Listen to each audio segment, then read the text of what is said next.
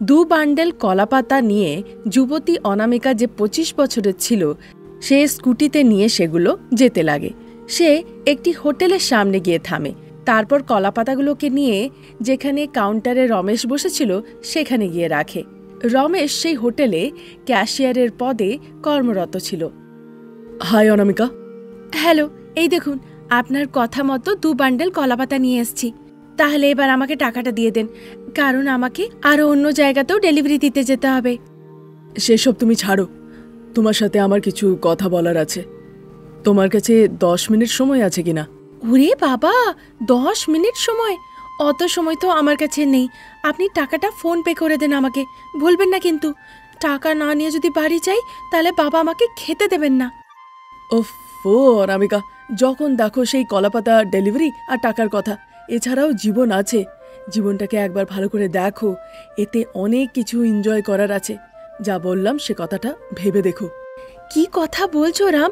আমি যে কিছুই বুঝতে পারছি না। আমি শুধু একটাই কথা বলতে পারি, তোমার যদি আমাকে বিয়ে করার থাকে তাহলে তুমি আমার বাড়িতে এসো আর আমার মা বাবার সাথে কথা বলো। আমার তোমাকে বিয়ে করতে আপত্তি নেই, আমি তোমাকে বিয়ে করতে রাজি আছি। কথা বলে অনামিকা লজ্জা পেয়ে হাসতে হাসতে সেখান থেকে চলে যায়। রমেশও তাতে ভীষণ আনন্দিত হয়। সেই দিনই রাত্রিবেলাতে বাড়ির বাইরে রমেশ, প্রসাদ আর সারদা 3 জনে একটি খাটিয়ার ওপরে বসে কথা বলা বলি করছিল। সারদা, আমি তোমাকে একবার বলেছিলাম মনে আছে, পুরোহিত মশাই একটি মেয়ের কথা বলেছেন, আমরা গিয়ে সেই মেয়েটিকে রবিবারে দেখে আসব। না বাবা, আমি কোনো মেয়েকে দেখতে যাব না। আমি অনামিকা নামের একটি মেয়েকে ভালোবাসি, আমি তাকে বিয়ে করতে চাই। সে এই রবিবার আমাদেরকে নিজের বাড়িতে ডেকেছে, তাই আমরা এই রবিবার তাদের বাড়িতেই যাব বাবা। এই অনামিকা কে রে বাবা? তুই তাকে কি করে চিনলি? তুই তো মস্ত বড় হোটেলে একজন ক্যাশিয়ার, তাহলে তার সাথে কোথায় দেখা হলে, কি করে পরিচয় হলো? মা, তারা কাছেই মন্দারপল্লী গ্রামে থাকে, তাদের কলা বাগান আছে। আমি যে হোটেলে ক্যাশিয়ারের কাজ করি সেখানে সে কলাপাতা ডেলিভারি দিতে আসে। প্রত্যেকদিন হোটেলে ও কলাপাতার বান্ডেল দিতে আসে, ওখানেই পরিচয় হয় আর সেখান থেকেই ভালোবাসা। এবার তোমরা গুরুজন, যা করার তোমরাই করো। তার কথা শুনে সারদা, প্রসাদ দুজনেই হাসতে লাগে। রমেশ বুঝে উঠতে পারে না যে তারা হাসছেটা কেন। সে অবাক হয়ে তাকিয়ে থাকে। কি হয়েছে বাবা, তোমরা এরকম করে হাসছো কেন? আরে বাবা রমেশ, আমরা তাদের বাড়ি তো যাচ্ছি। অনামিকার বাবার নাম মাধব আর মায়ের নাম সাবিত্রী। তাদের একটাই কলা বাগান আর তাদের একটাই মেয়ে যার নাম অনামিকা। এবার তো তুই খুশি না বাবা? একটু আধটু খুশি নই বাবা, ভীষণ খুশি। তুমি আমাদের হবু বৌমার সাথে এই নিয়ে একটু ঠাট্টা করতে পারো। সে জানে যে তার বাড়িতে এই রবিবারে কেউ আসছে, কিন্তু এটা জানে না যে সেটা তুমি, তাই একটু মজা করো। প্রসাদ কথা বলছিলেনই ততক্ষণে রমেশের ফোনটি বেজে ওঠে। দেখে অনামিকা কলিং। মা, এই দেখো অনামিকাই ফোন করছে। কথা বলো, কিন্তু এমন কিছু বলো না যাতে সে দুঃখ পায়। এভাবে বলাতে তারপর রমেশ ফোনটি নিয়ে সেখান থেকে চলে যায়। ওদিকে অনামিকা নিজের বাগানের বেঞ্চে বসে কথা বলছিল আর রমেশ ছাতের ওপরে। হাই অনু, কি ব্যাপার, এখন ফোন করলে? এভাবে বলাতে অনামিকা একটু ঘাবড়ে গিয়ে বলে, কি আর বলবো রাম, আমি শুনলাম বাবার মুখে যে কালকে নাকি শহর থেকে একটি ছেলে আমাকে পরিবারের সাথে দেখতে আসছে। আমার মাথাটা তো কাজই করছে না। একথা শুনে রমেশ দুঃখিত হওয়ার অভিনয় করে, কি বলছো অনামিকা, তুমি আমাকে ছেড়ে চলে যাবে? সকালে যখন হোটেলে দেখা হলো তুমি বললে বাড়িতে এসে মা বাবার সাথে কথা বলতে, এখন বলছো অন্য কেউ আসছে তোমায় দেখতে। আমি এখন কি করব অনু? তাহলে আমি তোমাকে যা বলছি সেটাই করো। তাদের আসার আগেই তুমি তোমার মা বাবাকে নিয়ে আমাদের বাড়িতে চলে এসো আমার নিয়ে কথা বলতে। মা বাবাকে আর কেন কষ্ট দেওয়া অনামিকা? মা বাবা যেখানে বলছে সেখানেই বিয়ে করে নাও, সুখে থাকো তুমি। আমি তোমাকে ভুলতে পারবো না, দেবদাস হয়ে যাব। তাই বুঝি? তাহলে কোন দেবদাস হবে শুনি? হিন্দির দেবদাস না বাংলার দেবদাস? বলো রাম, কোন দেবদাস হতে চাও তুমি? কি বলতে চাও? আমার দেবদাস হলে তুমি আনন্দ পাবে? তাহলে আমি দুটোই দেবদাস হয়ে যাব অনামিকা। যাও একবার গিয়ে নিজের মুখটা আয়নায় দেখে এসো। আমি জানি কালকে তুমিই আসছো আমাকে দেখতে, তাই আমি তোমার সাথে একটু ঠাট্টা করছিলাম। দেখছি তুমিও খেলা করছো। এই নিয়ে তারা হাসতে লাগে। তারপর কিছুক্ষণ মিষ্টি মিষ্টি কথা বলে। সেই রাতটি কেটে যায়। পরের দিন সকালবেলাতে অনামিকার বাড়িতে দুই পরিবার একত্রিত হয়। অনামিকা আর রমেশের সামনেই সব বড়রা একসাথে বসে বিয়ের দিনক্ষণ সবকিছু নির্ধারিত করে নেয়। বেয়ান মশাই, বেয়ান, আপনারা তো আমার পরিস্থিতি। আমরা জানি বেয়ান, আপনার কাছে একটাই কলার বাগান আছে আর একটি মেয়ে অনামিকা, তাই আপনি আপনার মেয়েকে ওই কলা বাগানটি দিতে চান। হ্যাঁ বেয়ান। তারা বসে এই নিয়ে চর্চা করে। তারপর নির্ধারিত মুহূর্ততে রমেশ আর অনামিকার ধুমধাম করে বিয়ে দেয়া হয়। অনামিকা নিজের শ্বশুর বাড়িতে থাকতে আসে। ঘরের সব কাজকর্ম রান্না বান্না করে কলা পাতার ডেলিভারি দিয়ে অনামিকা সুখেই জীবন কাটাচ্ছিল। এভাবেই তাদের দিন কাটছিল। একদিন হোটেলের মালিক সুদর্শনবাবু খুব দুঃখিত মন নিয়ে রমেশের সঙ্গে তার বাড়িতে আসে। তারা এসে সোফাতে বসে। সারদা আর প্রসাদ তাদেরকে চিন্তিত দেখে খুব ঘাবড়ে যায়। অনামিকা, আমাদের সুদর্শনবাবুর জন্য একটু ঠান্ডা জল নিয়ে এসো তো। যাও রমেশ, সব কথা তুমি বলে দাও, আর সময় কেন নষ্ট করা? কি হয়েছে সুদর্শন বাবু? আজ পর্যন্ত আপনি আমাদের বাড়ি কখনো আসেননি, আজ হঠাৎ করে কেন এলেন? কি ব্যাপার বলুন না। আমার বলাটা ঠিক হবে না ম্যাডাম, রমেশ নিজেই সব খুলে বলবে। শুধু তার একটা হস্তাক্ষরের কারণে তাকে এখন জেল যেতে হবে। তার মুখে কথা শুনে সারদা, প্রসাদ আর অনামিকা তিনজনেই অবাক হয়ে যায়। নিজেদেরকে একটু সামলায়, তারপর একে অপরের দিকে দেখতে লাগে। বাবু, আপনি কি বলছেন? হ্যাঁ মা, তোমার স্বামী নিজের বন্ধুর কথা শুনে তাকে 5 লক্ষ টাকার জন্য সিওরিটি দিয়েছিল। এখন রমেশকে সেই টাকা দিতে হবে, না হলে তাকে জেলে যেতে হবে। এতে জেল পাঠাবার কি আছে বাবু? আমাদেরকে একটু সময় দেন, আমরা যেভাবেই হোক না কেন টাকার ব্যবস্থা করে আপনাকে দিয়ে দেব। অনামিকার এই প্রস্তাব শুনে সুদর্শন বাবুও মনে মনে ভাবতে লাগে, আমি যদি রমেশকে নিয়ে গিয়ে পুলিশের হাওয়ালা করে দিই, তাহলে তো তারা তাকে জেলে পাঠিয়ে দেবে, আর আমাকে কোটে কোটে ঘুরতে হবে। তাতে আমার কি লাভ হবে? সময় দেওয়াটাই ভালো হবে। মনে মনে ভাবে আর বাইরের থেকে বলে, আচ্ছা বেশ, কথা মতো আমি তোমাকে সময় দেব, কিন্তু 5 লক্ষ টাকা কোথা থেকে এনে দেবে? আমার স্বপ্ন ছিল কলা পাতা দিয়ে চিকেন ফ্রাইয়ের ব্যবসা করব, তার জন্য সব ব্যবস্থাই করা আছে। এখন শুধু আমার একটাই কাজ, আরো বেশি হোটেলে গিয়ে গিয়ে আমাকে কলা পাতার ডেলিভারি করতে হবে। অনামিকার এই স্পষ্ট কথা শোনার পরে সুদর্শনবাবু তাকে 1 মাসের সময় দিয়ে সেখান থেকে চলে যান। এভাবেই সময় কাটে। শহরে রমেশের হোটেলের ঠিক সামনেই অনামিকা কলা পাতার মধ্যে চিকেন ফ্রাই করে বিক্রি করা শুরু করে। চিকেন প্রিয়দের জন্য একটি সুখবর, আজ থেকে প্রত্যেক দিন এখানে আপনারা কলা পাতার মধ্যে চিকেন ফ্রাই পাবেন। আজ পর্যন্ত আপনারা matka chicken fry, bamboo chicken fry এই খেয়েছেন, কলা পাতা চিকেন ফ্রাই কখনো খাননি। আজকে আমার ঠেলাতে আপনার এই স্বপ্ন পূর্ণ হবে। আপনারা নিজেদের পছন্দের কলা পাতা চিকেন ফ্রাই খেতে পাবেন। তাই আপনারা তাড়াতাড়ি এখানে আসুন আর নিজের পছন্দের খাবার খেয়ে যান। একথা বলে অনামিকা চিকেনগুলোকে কলা পাতার ওপরে রাখে আর গ্যাস স্টোভে আগুন লাগিয়ে সেগুলোকে রান্না করতে লাগে।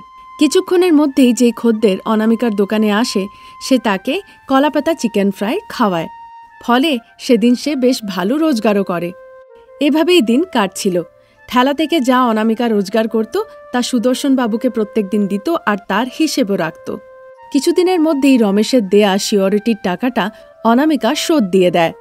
আর এভাবে সে রমেশকে জেল যাওয়ার হাত থেকে বাঁচিয়ে নেয়। ফলে সারদা আর প্রসাদ একটু দীর্ঘ নিঃশ্বাস ফেলে। সারদা অনামিকাকে কৃতজ্ঞতা জানিয়ে বলে, তোমার অনেক অনেক ধন্যবাদ বৌমা, তুমি কলা পাতার মধ্যে চিকেন ফ্রাই বানিয়ে বিক্রি করে খুব কষ্টে টাকা রোজগার করেছো, আর সেই টাকা দিয়ে আমাদের ছেলের রমেশকে জেল যাওয়ার হাত থেকে বাঁচিয়েছ। কি কথা বলেন মা? বাবার যদি এরকম কিছু হতো তাহলে কি আপনি ওনাকে বাঁচাবার জন্য চেষ্টা করতেন না বলুন? কিন্তু বৌমা, তুমি যা করেছো সেটা তো করতে পারতাম না। হয়তো আমি লোকেদের কাছে গিয়ে সাহায্যের কথা বলতাম। আমার মধ্যে তো ব্যবসা করারও বুদ্ধি নেই। আমি হয়তো বাপের বাড়িতে গিয়ে সবার কাছে টাকা চাইতাম। সে যাই হোক মা, আপনি আপনার স্বামীর জন্য চেষ্টা তো করতেন, সেটাই আমিও করেছি। শুধু এইটুকুই মা, এবার আমার ব্যবসা করার ইচ্ছে ছিল, তাই আমি ব্যবসা করেছি। শুধু এই কথা যে যাই হোক না কেন আমাদের স্বামীদেরকে আমাদের বাঁচাতে হবে, সেই রকমই আমিও শুধু ব্যবসা করে কিছু টাকা রোজগার করে নিজের স্বামীকে বাঁচিয়েছি। তার এই কথা শুনে প্রসাদ ভীষণ আনন্দিত হন। তারপর পুরো পরিবার একসাথে মিলেমিশে কলা পাতার মধ্যে চিকেন ফ্রাই বানিয়ে বিক্রি করতে লাগে। ফলে তারা বেশ ভালো রোজগার করে আর সবাই মিলে সুখে শান্তিতে জীবন কাটাতে লাগে। শারদা নিজের পুরো পরিবারের সাথে শহরের একটি অ্যাপার্টমেন্টে থাকত, যেখানে জলের খুব সমস্যা ছিল। বৌমা অনামিকা হাতে করে দুটো ডাব্বা নিয়ে হলে আসে, কিন্তু সোফায় শাশুড়িমা শারদাকে দেখতে পায় না। সে কি কথা, এতক্ষণ ধরে তো শাশুড়িমা এই সোফায় বসে টিভি দেখছিল। তা দেখেই আমি তো জলের কৌটোগুলো আনতে ভেতরে গেলাম, তার মধ্যে কোথায় গেল সে? একথা ভেবে সে শাশুড়িমার বেডরুমে দেখতে যায়। দেখে শাশুড়িমা কম্বল ঢাকা দিয়ে দিব্যি নাক ডেকে ঘুমুচ্ছে। ভেবেছিলাম জল আনতে যাচ্ছি, তাই সঙ্গে মাকে নিয়ে যাব, তাতে একটু সাহায্য হবে। দেখো কেমন ওনার পেট ব্যথার বাহানা শুরু হয়ে গেল। একথা ভেবেই হাতে জলের ডাব্বাগুলো নিয়ে অনামিকা শাশুড়ি মা শারদার কাছে যায়। আপনার কি হয়েছে মা? খুবই সরলতার সাথে অনামিকা কথাটা জিজ্ঞাসা করে, আর শারদাও খুব দুঃখিত মন নিয়ে, কি আর বলবো বৌমা, এই 10 মিনিট আগে থেকে এত পেটে ব্যথা হচ্ছে যে নড়তে পারছি না। তাই নাকি মা? তাহলে আপনার এই মহান পেটে ব্যথার জন্য একটা মহান ওষুধ দেব, চলুন সঙ্গে। না না বৌমা, এর একটা উপায় আমি জানি, সেটাই করে নেব। আরে না না মা, তোমার করা উপায় ভালো করে কাজ করবে না। উপায় সঙ্গে সঙ্গে কাজ করে না, একটু সময় লাগে। তার জন্য তো 10 মিনিট অনেক, তাই না? অনামিকার একথা শুনে শারদা খুব ঘাবড়ে যায় আর মনে মনে ভাবে, সে কি কথা, বৌমা একই প্রশ্ন করে যাচ্ছে, আমার উপরে সন্দেহ হয়েছে নাকি? হে ভগবান, ডোজটা বাড়াতেই হবে, না হলে বৌমার সাথে আমাকে জল আনতে যেতে হবে, সেটা আমি পারবো না। হঠাৎ করে তার ব্যথা আরো বেশি বেড়ে যায়। হে ভগবান, আরো ব্যথাটা বাড়লো যে। বৌমা তুমি জল আনতে চলে যাও, বরঞ্চ আধা ঘন্টা শুয়ে পড়ি। হে ভগবান, পারছি না, কি যে কষ্ট হচ্ছে। খুবই কষ্ট সহকারে তারা বলে। তারপর বৌমা অনামিকা, মা আপনি যদি গ্রেট অ্যাক্টর হন, আমি ন্যাচারাল অ্যাক্টর, এরপর নিজের রংটা আপনাকে দেখাতেই হবে। ঠিক সেই সময় সে দুটো জলের গ্যালন নিয়ে স্বামী রমেশের কাছে যায়। রমেশ নিজের কানে ফোনটা তুলে বলে, আচ্ছা তাই নাকি বিষ্ণু, আমি একদম ভুলে গেছিলাম। আচ্ছা আচ্ছা ঠিক আছে, আমি এক্ষুনি পাঠিয়ে দিচ্ছি, মেল করে দিচ্ছি, তুমি অনলাইন চলে এসো। এই বলে সে ঘুরে দেখে সেখানে অনামিকা দাঁড়িয়ে আছে। অনু, তুমি কখন এলে? তোমার হাতে জলের ক্যান, জল আনতে যাচ্ছ নাকি? যাও যাও। ভেবেছিলাম আমিও যাব, কিন্তু অফিসের এক বন্ধু বিষ্ণু এক্ষুনি ফোন করেছিল, এক্ষুনি একটা মেল পাঠাতে হবে, কিছু মনে করো না, আই এম সরি। এমনটা বলে ল্যাপটপের সামনে বসে পড়ে রমেশ। আজ তো রবিবার, আজকেও তোমার কাজ আছে রাম? ঘরে এক ফোঁটা জল নেই, গ্রীষ্মকাল, ওই আধা কিলোমিটার দূরে জলের ট্যাঙ্কিটা আছে, সেখান থেকে বারবার গিয়ে জল আনা আমার জন্য কত কষ্টকর সেটা তুমি জানো? অনু, আমিও চাই তোমার সাথে গিয়ে জল নিয়ে আসি, কিন্তু অফিসের ব্যাপার, যদি ঠিক করে কাজ না করি তাহলে স্যালারি দেবে না, তুমি তো সবকিছুই জানো। প্লিজ অনু, তুমি গিয়ে জল নিয়ে এসো না। এভাবে রমেশ অনুরোধ করতে লাগে। অনামিকা কোনো কথার উত্তর না দিয়ে সোজা হলে চলে আসে। ঠিক সেই সময় শ্বশুরমশাই প্রসাদ সেখানে আসেন। দেখেন যে বৌমা অনামিকা হাতে জলের ক্যান নিয়ে দাঁড়িয়ে আছে। বৌমা, জল আনতে একা কেন যাচ্ছ? শাশুড়িকেও নিয়ে যাও। শাশুড়ি মার পেটে ব্যথা হচ্ছে মনে হচ্ছে বাবা, উনি বললেন আমি যাব না। বৌমা তুমি গিয়ে জল নিয়ে এসো। যত সব আজে বাজে পেটে ব্যথা, তবে বাড়িতে ছেলে রমেশও তো আছে, তাকে গিয়ে বলনি কেন? মনে হচ্ছে ওনার কোনো একটা অফিস থেকে মেল এসেছে বাবা। ঠিক আছে বৌমা, চলো আমি তোমার সঙ্গে যাই, তুমি জলের ক্যানগুলো নিয়ে স্কুটিতে করে যাও, আমি একটা ক্যান ধরে নেব, তাতে তোমার একটু সাহায্য হয়ে যাবে। চলো যাই গে। তার দরকার নেই বাবা, আপনি এক্ষুনি বাইরে থেকে এসছেন, একটু আপনি বিশ্রাম করুন, আমি বরঞ্চ গিয়ে জল নিয়ে আসছি। ঠিক আছে বৌমা, সাবধানে যেও। একথা বলে অনামিকা হাতে জলের ক্যান নিয়ে বাড়ি থেকে বেরিয়ে আসে। তারপর স্কুটিতে করে সে জল আনতে যায়। ওদিকে প্রসাদ হলে বসে জোরে জোরে কথা বলতে লাগে, যাতে শারদা বেডরুম থেকে শুনতে পায়। এগো শারদা, বৌমা জল আনার জন্য বেরিয়ে গেছে, এবার পেটের ব্যথার বাহানা ছেড়ে তুমি বেরিয়ে এসো। প্রসাদের কথা শুনে শারদা দীর্ঘ নিঃশ্বাস ফেলে। তারপর পেটের ব্যথার বাহানা ছেড়ে বেডরুম থেকে বেরিয়ে সে হলে আসে। বেচারা বৌমা, গ্রীষ্মকালে কতই না কষ্ট হয় তার। বৌমাকে বেচারা বলছো, তার সাথে একটু জল আনতে গেলে তো তার সাহায্য হয়ে যেত। ভালো হতো যদি তোমার বৌমা এত চালাক চতুর না হতো, তাহলে নিশ্চয়ই আমি তার সঙ্গে যেতাম। এসব কথাবার্তা চলছিলই ততক্ষণে রমেশ বেডরুম থেকে বেরিয়ে বাইরে আসে। তারা সেখানে সোফায় বসে গল্পগুজব করতে লাগে। এভাবেই তাদের দিন কাটছিল। একদিন সকাল সকাল শারদাকে খুব তাড়াতাড়ি করে বাথরুমে যেতে হয়। সে ছুটতে ছুটতে বাথরুমে গিয়ে ঢোকে। তাড়াতাড়ি করে কল খোলে, দেখে জল নেই। এরকম অবস্থায় পড়ে সে বাথরুম থেকে বেরিয়ে আসে। ও বৌমা, কোথায় আছো তুমি? এভাবে সে অনামিকাকে জোর গলায় ডাক দেয়। শারদা তাড়াতাড়ি করে অনামিকাকে ডাকছে সেই কথাটা বুঝতে পেরে অনামিকাও শারদার কাছে ছুটে আসে। কি হয়েছে মা, আপনি এত জোর গলায় কেন ডাকছেন? আমার যে পেট খারাপ, বাথরুম যাওয়ার জন্য কলে জলও নেই। জল কি করে আসবে? জল তো একদম নেই। আমাদের তো জলেরই সমস্যা। সারা কলোনিতে জলের কত সমস্যা সে কথা অনামিকা বলতে লাগে। কিন্তু এদিকে শারদার পেট গুড়গুড় করেই যাচ্ছিল। আমার অবস্থা দেখে আমার সাথে এখন তুমি ঠাট্টা করো না। আমার জন্য জল এনে দাও, আমি হাত জোর করছি। না হলে পুরো হলটা নোংরা হয়ে যাবে। বাকি সব তোমার হাতে। দোষ দিলে কিন্তু আমি পরে শুনবো না। এমন কাজটা করবেন না মা, আমি জল নিয়ে আসছি। অনামিকা তাড়াতাড়ি করে হলে আসে আর একটি জগে জল ছিল সেটা নিয়ে গিয়ে দেয়। তারপর বেশি দেরি না করে শারদা জল ভর্তি জগটাকে নিয়ে সোজা বাথরুমে ঢুকে যায়। এসব কাণ্ড কারখানা দেখে অনামিকা হাসতে লাগে। একদিন অনামিকা হলে আসে আর হলে এসে হুইসেল বাজায়। শব্দ পেয়ে সবাই দেখতে বেরিয়ে আসে। শাশুড়ি মা, বাবা, বাচ্চারা সবাই লাইনে লেগে পড়ো আর গিয়ে স্নান করে এসো। এভাবে বলাতে সবাই এসে লাইনে দাঁড়িয়ে পড়ে। তারপর অনামিকা জল নিয়ে তাদের গায়ে একটু একটু করে ছিটিয়ে দেয়। সবার স্নান সারা হয়ে গেছে। বাচ্চারা, তোমরা স্কুলের জন্য গিয়ে রেডি হয়ে যাও। হ্যাঁ গো, তুমিও অফিসের জন্য রেডি হয়ে নাও। আর বাবা, আপনিও যান, অফিসের জন্য রেডি হয়ে যান। এভাবে অনামিকা সবাইকে বলে।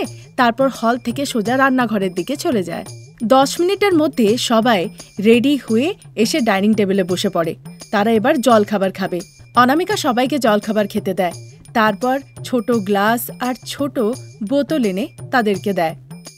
তোমাদের যত খাবার খেতে পারো, কিন্তু জল খাওয়ার জন্য তোমরা এইটুকুই জল পাবে। যদি তোমরা এই কথাটার পালন না করো তাহলে তোমাদেরকে 1000 টাকার পেনাল্টি দিতে হবে। এভাবে অনামিকা সবাইকে বলে। সবাই খুব পেট ভরে ধোসা খায়। তারপর অনামিকা সেখানেই একটা হাতে একটা জলের বোতল আর একটা ছোট্ট জলের গ্লাস নিয়ে দাঁড়িয়ে থাকে। সবার খাবার হয়ে যাওয়ার পরে সবাইকে সে ওই ছোট্ট গ্লাসে জল ভরে জল খেতে দেয়। জল খেয়ে বাচ্চারা স্কুলের জন্য বেরিয়ে পড়ে। রমেশ অফিসের জন্য বেরিয়ে পড়ে আর প্রসাদও নিজের কাজের সূত্রে বেরিয়ে পড়ে। তারপর বিকেলবেলার সময় একটা ছোট্ট গ্লাস আর জলের বোতল নিয়ে অনামিকা বাগানে ফুলের গাছগুলোর কাছে যায়। প্রত্যেকটি গাছের মধ্যে সে ছোট্ট ছোট্ট গ্লাসে জল নিয়ে জল দেয়। ফুলের গাছেরা, আমাকে ক্ষমা করো। যতদিন না এই গ্রীষ্ম শেষ হয় ততদিন এই জলের সমস্যাও শেষ হবে না। তোমরা একটু ধৈর্য রেখো। প্রত্যেক দিন আমি এই ছোট গ্লাসে করে একটু একটু করে জল দেব, ঠিক আছে তো? একথা বলে সে ভেতরে চলে যায়। ততক্ষণে শারদা নোংরা জামাকাপড় কাচার জন্য সেগুলো নিয়ে ওয়াশিং মেশিনের কাছে যায়। তা দেখে অনামিকা খুব চিন্তায় পড়ে যায়। মা, আপনি এসব কি করছেন? কি আর করব বৌমা, জামাকাপড় নোংরা হয়েছে, ধোয়ার জন্য সেগুলোকে ওয়াশিং মেশিনে নিয়ে এসেছি। খাবার মতন আমাদের কাছে জল নেই মা, আর আপনি বলছেন জামা কাপড় কাচবেন? তার জন্য অত জল কোথা থেকে আসবে? তাহলে জামা কাপড় কি করে পরিষ্কার হবে? তার জন্য চিন্তা কি, আসুন আপনাকে দেখাচ্ছি কিভাবে পরিষ্কার হবে। একথা বলে সব জামা কাপড়গুলোকে সে বাড়ির বাইরে নিয়ে এসে দড়িতে সব কটাকে মিলে দেয়। অনামিকা প্রত্যেকটি জামা কাপড় শাড়িকে দড়িতে এনে ভালো করে মিলছিল, সেটা শারদা খুব সরলতার সাথে দেখছিল। তারপর অনামিকা জলের একটা স্প্রে গান নিয়ে আসে আর সেই জামা কাপড়গুলোর ওপরে জল দিয়ে স্প্রে করতে লাগে। দেখলেন তো মা, এভাবে স্প্রে গান দিয়ে আমরা সব জামা কাপড় কি করে ধুলাম। এভাবেই আমাদেরকে সারা গ্রীষ্ম জামা কাপড়গুলোকে কাচতে হবে। তোমার এই পরিশ্রমের জন্য দণ্ডবত বৌমা। জলের যে কতখানি সমস্যা সেটা দেখে তোমার ওপরে খুব কষ্ট হচ্ছে বৌমা। কাল থেকে আমিও তোমার সঙ্গে হাতে ক্যান নিয়ে জল আনতে যাব। অন্তত আমি যদি তোমার একটু সাহায্য করি তাহলে এত কষ্ট আর হবে না। এভাবে অনামিকার কাণ্ডকারখানা দেখে সারদার মনের মধ্যে খুব বড় একটা পরিবর্তন হয়। তারপর থেকে সারদা বৌমা অনামিকার সাথে সাথে জল আনতে যায়, হাতে জলের ক্যান নিয়ে, আর তাকে সাহায্য করতে লাগে। এই সমস্যা কিন্তু শুধু সারদা বা অনামিকার নয়, সারা রাষ্ট্র জুড়ে জলের জন্য খুবই সমস্যা। একে তো গ্রীষ্মকাল, তারপর অনেক এলাকাতে আন্ডারগ্রাউন্ড ওয়াটার লেভেলও অনেক নিচে চলে যায়, যার ফলে অনেক এলাকাতে সমস্যার সম্মুখীন হতে হয়। সুতরাং যদি আমরাও আগে থেকে জলের সংরক্ষণ করি তাহলে আমাদেরও সারদা আর অনামিকার মতন জলের সমস্যার সম্মুখীন হতে হবে না। তাহলে প্রতিজ্ঞা করুন, আজ থেকে আপনারাও খুব সাবধানতার সাথে জল ব্যবহার করবেন।